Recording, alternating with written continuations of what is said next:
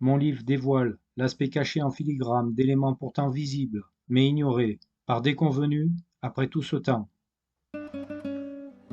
Bonjour à tous, je me présente. Frédéric Pirez, auteur du livre 666, L'œuvre de la bête, avec sa traduction en anglais, The Disappearance of Chris Kremer and Lisanne Pflug, a Frightful Manipulation.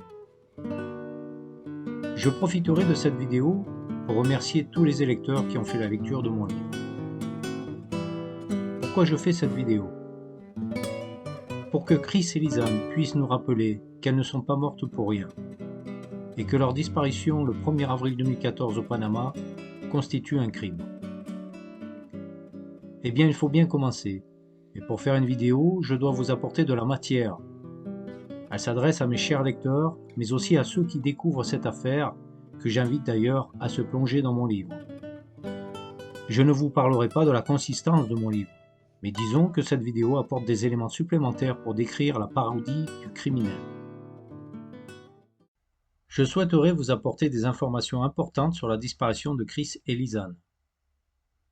Le 1er avril 2014, Chris et Lisanne avaient effectué quelques photos sur le Mirador avant de continuer leur chemin et de disparaître pour toujours. Sur ce Mirador qui culmine la ville touristique de Boquete, Chris et Lisanne se prennent en photo à tour de rôle. On les voit sourire et à sembler très heureuses d'être là. Il est très important que j'attire votre attention sur deux photos où figure Lisanne. Lisanne est seule sur ces photos, et ces photos sont identifiées par les nombres 499 et 500. Entre ces deux photos, il y a un intervalle de 6 secondes. Je vous rappelle que dans mon livre, je précise que c'est le criminel qui a manipulé les photos, ainsi que les smartphones des victimes. Le criminel a volontairement écrit et choisi les 6 secondes en se servant d'un ordinateur.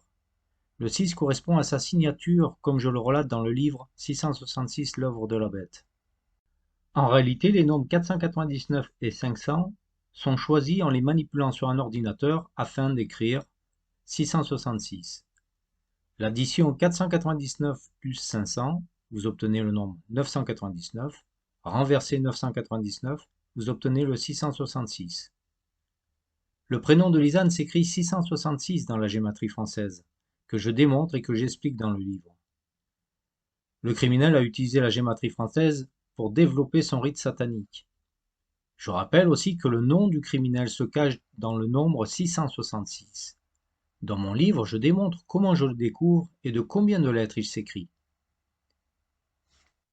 À présent, je souhaiterais vous parler du chien Blue.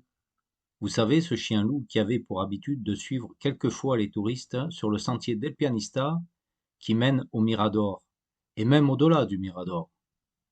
Dans mon livre, je précise que Blue, le chien, était avec le criminel et qu'il se trouvait sur la photo 550. Blue, le chien et moi, nous sommes les seuls à connaître le criminel. Cette photo 550 a été réalisée par le criminel à une date ultérieure, bien après les recherches menées en vain par les équipes d'investigation en avril 2014 pour retrouver Chris et Lisanne. Ainsi, cela laissait le temps au criminel de manipuler tous les éléments de cette affaire, de les remettre dans le sac de Lisanne pour le déposer le 11 juin 2014 au bord de la rivière du Serpent, un endroit très fréquenté par une femme de la tribu des Ngobé, afin qu'elle puisse le découvrir. Pour revenir à cette photo 550, le criminel avait choisi son jour pour partir le matin et rentrer la nuit suivante. Il avait fait en sorte que le chien Blue le suive. Sur le sentier des Pianistas, le chien était très utile pour le criminel. Il servait de sonnette d'alarme en cas d'attaque la nuit par un prédateur. La nuit dans la jungle, les prédateurs se déplacent. Il est très facile de retenir un chien. Il suffit de lui montrer un sac avec des biscuits. Vous pouvez être sûr qu'il ne bougera tant que vous en avez encore dans le sac. Ainsi, le criminel avait pris le temps de traverser la rivière sur le pont de singe et de disposer les branches sur le rocher de l'autre côté de la berge pour prendre cette photo 550. Sans s'en rendre compte, il a photographié Blue, qui était dans une position couchée sous un bloc de rocher au bord de la rivière. Blue, le chien, fixait le criminel en attendant qu'il revienne.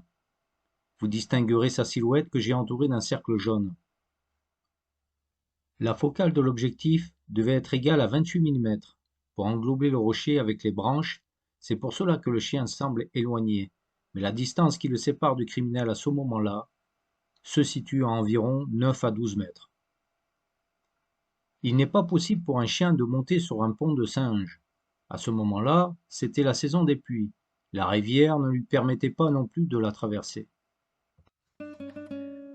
Nous ne pouvons plus continuer à faire persister ce mystère.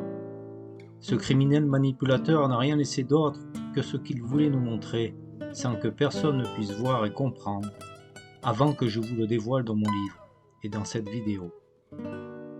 Je sais que ce livre dérange. Après sa sortie, certaines sources transforment les preuves originelles pour essayer de décrédibiliser le livre. Pourquoi? Pour des profits éphémères? Vous ne devez pas douter. Le criminel a laissé une fenêtre pour le découvrir, et j'ai saisi cette opportunité. Chris et Lisa ne sont pas mortes pour rien. Merci.